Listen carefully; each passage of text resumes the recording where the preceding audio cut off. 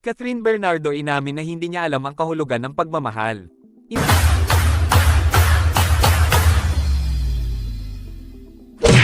Inamin ni Catherine Bernardo, ang outstanding Asian star, na hindi pa rin niya tunay na nauunawaan ang konsepto ng pag-ibig kahit na siya ay nagmula sa isang relasyon na tumagal ng halos isang dekada.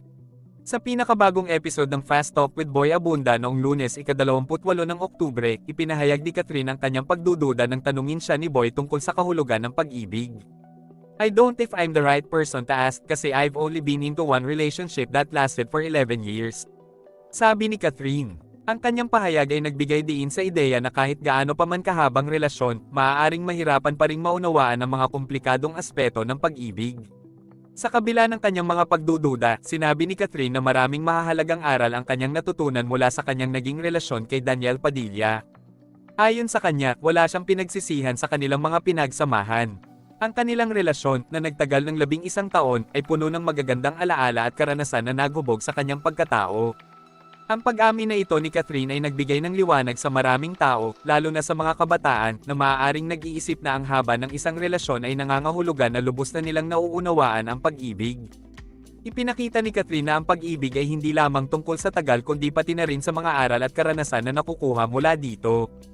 Ipinahayag din niya na sa kabila ng mga pagsubok at hamon na naranasan nila, ang kanilang relasyon ay naging makabuluhan.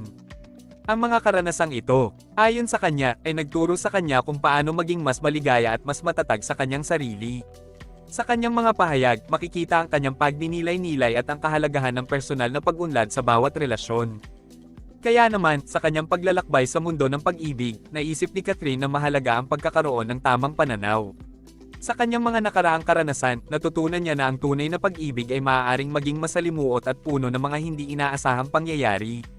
Ito ang mga aral na kanyang daladala sa kanyang buhay, na nagtuturo sa kanya na maging bukas sa mga posibilidad at handang matuto mula sa bawat karanasan.